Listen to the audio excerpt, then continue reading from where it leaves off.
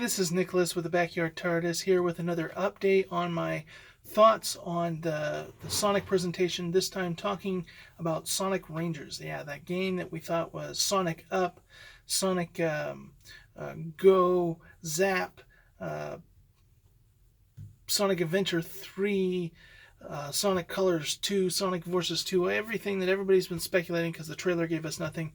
Sega accidentally leaked. It's called Sonic Rangers. What's interesting about that is last year, some guy leaked about a game called Sonic Rangers. And in this game, what did we see? We saw that he didn't like it, for one. He said it was very boring, very basic. That doesn't bother me because they're saying that was last year. He was playtesting, getting feedback to make it better, and it's not coming out till next year. So, potentially up to 2 years.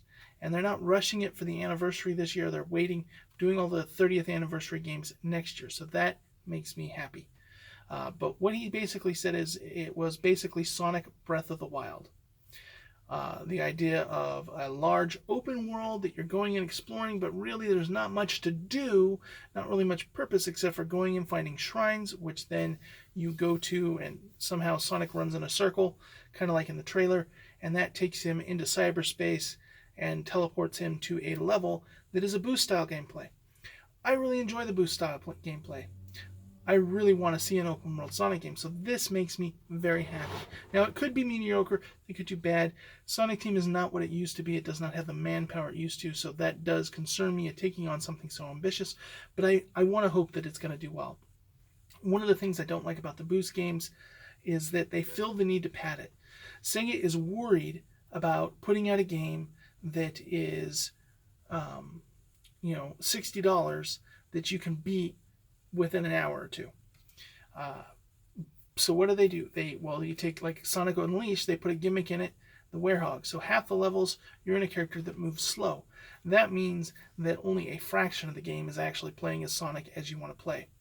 Did not like that. The other thing they do, like in Sonic Colors, is they put these mission objectives. So you have to replay the level and level over and over again. You're basically playing the same thing with kind of objectives and stuff like that, kind of repurposing the same level over and over again, drawing it out. It affected the level design. I didn't like that. And it overall affects the progression. I would much rather have a short and sweet game like the classic games in 3D that I could blast through in an afternoon, picking it up when I have free time, have a kick out of it. I'm not going to complain about the $60. Now, I know people who are not diehard Sonic fans who may try the game out and they'd be like, wow, I paid all that money for this game and I'm done in an afternoon. But do the branching paths thing. That's what the classic games did. That gave it a lot of replayability.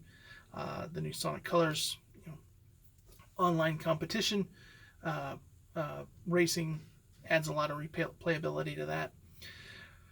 But I also liked Sonic Adventure. I loved going through the hub worlds, doing all that. So, and the fan community has really been crying that they want to see what an open world Sonic the Hedgehog game is. The problem with that is, in the fan games that have been made, Sonic has always been about getting to the goal as fast and efficiently as you can.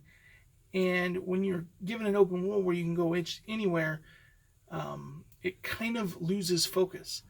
So if the idea is to travel this world to find the levels, that gives you a focus. It's not weird just having randomly in the middle of a field a goalpost.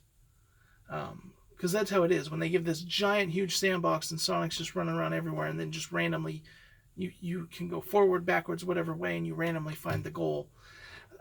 That feels weird. But if you're going out and finding levels, that actually works for me. So the individual's complaints was basically that it had puzzles and they were boring, that the world was bland and unfilled, and that the levels themselves were very simple. Well, this is an early build, probably testing the engine out, testing out the concept, so I take that in stride. So this is something I'm definitely looking forward to. It's finally allowed me to get hyped for this. I was not allowing myself to get hyped before. Of course, cautiously hyped because all these ambitious things could go very wrong. We look at Sonic Boom. That was a very ambitious game. Of course, it got troubled by how it was moved systems mid-development by a corporate decision. but it was just a very big and bland game because it was ambitious but unfinished. Sonic 06, very ambitious game, and they didn't have time to bug test that game, and half the time you just ran through the floor. Uh, Buggy as all can be. So when Sonic has done really ambitious things in the past, they've kind of rushed it out and to meet a deadline, to meet a corporate deal, and it suffered for that. So hopefully they're waiting, going on, and we'll get something really good, and looking forward to that. So that's my thoughts on it. Hope everyone's having a good day.